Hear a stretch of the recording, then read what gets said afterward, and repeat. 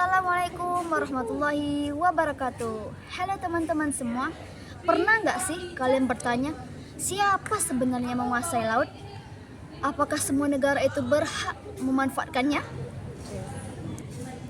Nah, di video kali ini kami dari kelompok 6 akan mengajak kalian memahami lebih dalam mengenai hukum laut internasional.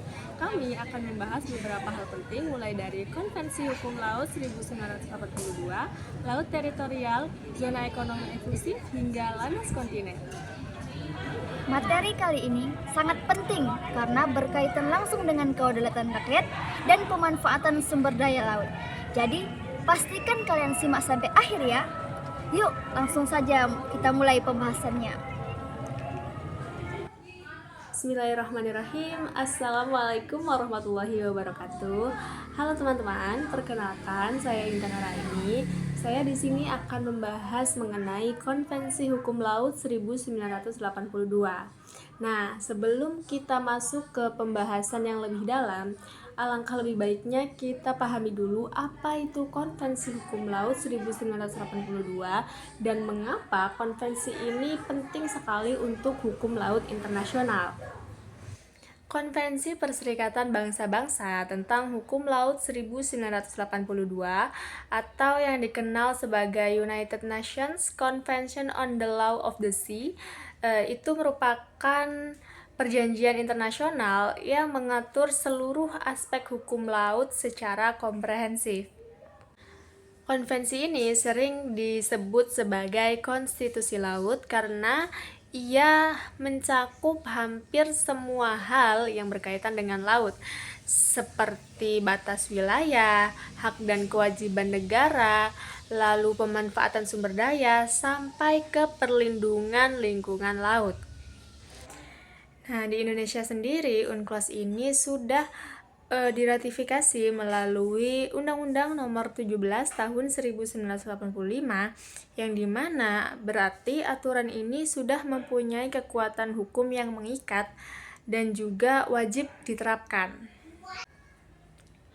UNCLOS 1982 lahir karena aturan sebelumnya dianggap masih belum cukup lengkap dan belum bisa mengikat semua negara. Sebelumnya ada aturan tahun 1958 dan 1960, tetapi masih dinilai banyak kekurangan.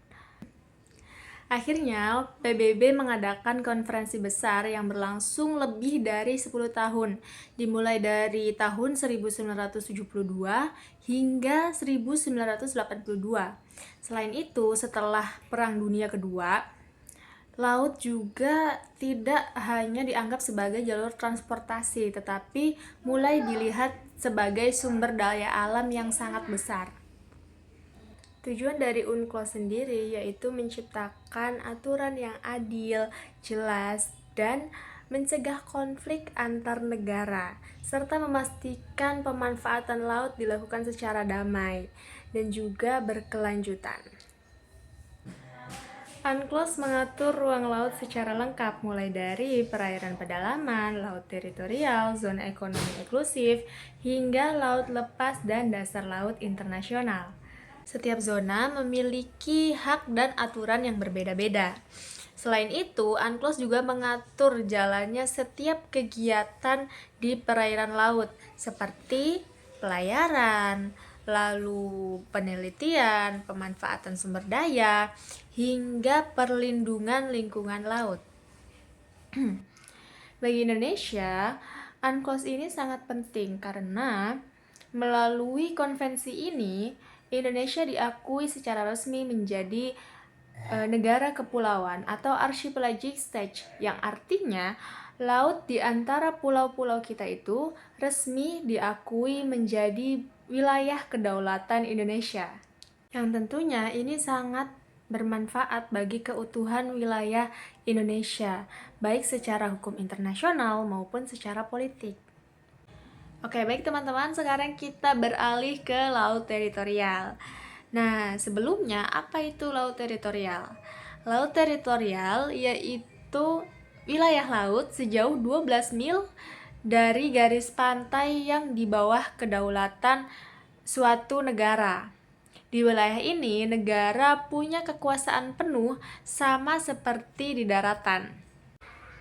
Di wilayah ini, negara memiliki kekuasaan penuh yang sama seperti di daratan, termasuk mengatur hukum, menjaga keamanan, serta mengelola sumber daya alam. Nah, walaupun negara punya kedaulatan penuh atas itu, tetapi tetap ada aturan internasional yang harus kita hormati.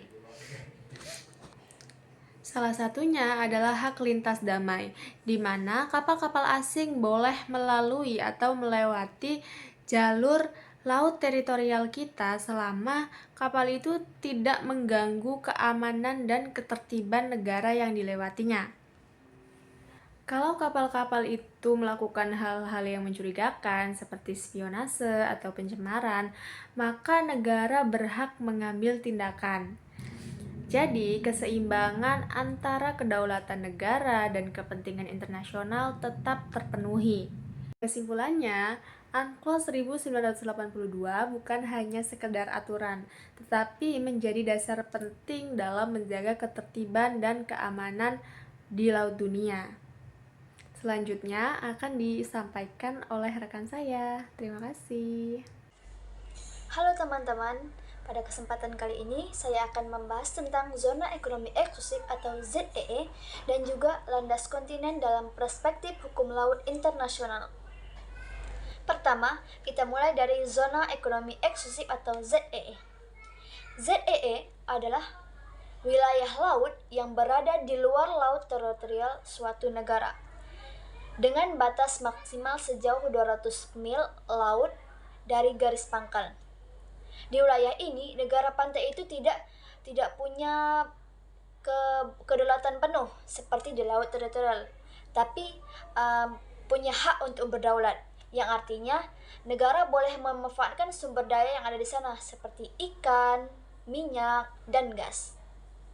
Namun, perlu dipahami bahwa zona ekonomi eksklusif atau ZEE itu bukan wilayah yang tertutup. Negara lain tetap punya kebebasan seperti untuk pelayaran dan penerbangan internasional. Jadi di sini itu ada keseimbangan antara kepentingan negara pantai dan kepentingan global. Selanjutnya terkait hak dan kewenangan negara di zona ekonomi eksklusif atau ZEE. Negara pantai memiliki hak untuk melakukan eksplorasi dan eksploitasi sumber daya alam, baik yang hayati seperti ikan maupun non-hayati seperti gas dan minyak. Selain itu, negara memiliki wewenang untuk mengatur pengelolaan sumber daya tersebut agar tetap berkelanjutan. Negara juga punya yurisdiksi dalam hal penelitian ilmiah kelautan dan perlindungan lingkungan laut. Jadi tidak hanya fokus pada ekonomi, tapi juga ada tanggung jawab untuk menjaga ekosistem laut. Tapi kewenangan ini tidak mutlak. Negara tetap harus menghargai atau menghormati hak negara lain, terutama dalam hal pelayaran, penerbangan, dan pemasangan kabel di bawah laut. Kemudian kita masuk ke permasalahan di zona ekonomi eksklusif atau ZEE. Dalam praktiknya, ZEE itu sering menimbulkan beberapa permasalahan. Yang pertama, adanya sengketa batas antar negara. Biasanya terjadi karena belum ada kesepakatan yang jelas. Contohnya bisa kita lihat di wilayah Natuna. Permasalahan kedua, adanya illegal fishing atau penangkapan ikan secara ilegal oleh kapal asing yang merugikan negara secara ekonomi dan merusak sumber daya laut. Permasalahan ketiga, adanya klaim wilayah yang tumpang tindih seperti yang terjadi di Laut Cina Selatan. Hal ini membuat penyelesaian hukum menjadi lebih kompleks karena melibatkan beberapa atau banyak negara. Selanjutnya kita bahas tentang implementasi zona ekonomi eksklusif atau ZEE di Indonesia. Indonesia sudah menerapkan ZEE sesuai dengan ketentuan hukum laut internasional, yaitu sampai 200 mil laut. Pemerintah juga ikut aktif dalam membuat kebijakan seperti pemberantasan illegal fishing, melalui berbagai regulasi. Selain itu, Indonesia juga meningkatkan patroli laut, kerjasama internasional, dan penggunaan teknologi untuk pengawasan. Tapi tetap ada tantangan, seperti luasnya laut Indonesia yang membuat pengawasan menjadi tidak mudah. Selanjutnya, kita masuk ke landas kontinen. Landas kontinen adalah dasar laut dan tanah di bawahnya yang merupakan kelanjutan alami dari daratan suatu negara. Biasanya, wilayah ini juga bisa sampai hingga 200 mil laut. Bahkan, bisa mencapai atau bisa diperluas hingga 350 mil jika memenuhi syarat geologis tertentu. Berbeda dengan zona ekonomi eksklusif atau ZEE, landas kontinen hanya fokus pada dasar laut dan tanah di bawahnya, bukan kolam air. Lalu, terkait hak negara atas landas kontinen, negara memiliki hak berdaulat yang bersifat eksklusif. Artinya, hanya negara tersebut yang berhak atau bisa melakukan eksplorasi dan eksploitasi sumber daya tersebut tanpa perlu pengakuan dari negara lain. Sumber daya yang dimaksud di sini lebih ke mineral, minyak, gas, dan organisme tertentu yang hidup menetap di dasar laut. Selanjutnya, kita lihat perbedaan antara zona ekonomi eksklusif atau ZEE dan landas kontinen. Perbedaan utamanya terletak pada ruang lingkupnya. Zona ekonomi eksklusif itu mencakup kolam air, dasar laut, dan udara di atasnya. Sedangkan landas kontinen hanya mencakup dasar laut dan tanah di bawahnya. Dari segi pemanfaatannya, zona ekonomi eksklusif lebih luas karena mencakup sumber daya hayati dan non-hayati. Sedangkan landas kontinen lebih fokus pada sumber daya geologis. Kemudian, dari segi batas wilayah, zona ekonomi eksklusif maksimal 200 mil laut. Sedangkan landas kontinen bisa lebih luas jika memenuhi syarat tertentu. Terakhir, implementasi landas kontinen di Indonesia. Indonesia sudah melakukan berbagai langkah, seperti penetapan batas dengan negara tetangga melalui perjanjian bilateral, misalnya dengan Malaysia dan Australia. Indonesia juga aktif mengajukan klaim perluasan landas kontinen ke tingkat internasional. Dari segi potensi, wilayah ini sangat penting karena kaya akan sumber daya, baik minyak maupun gas. Namun masih ada tantangan, seperti keterbatasan teknologi, biaya eksplorasi yang tinggi, dan regulasi yang belum sepenuhnya optimal.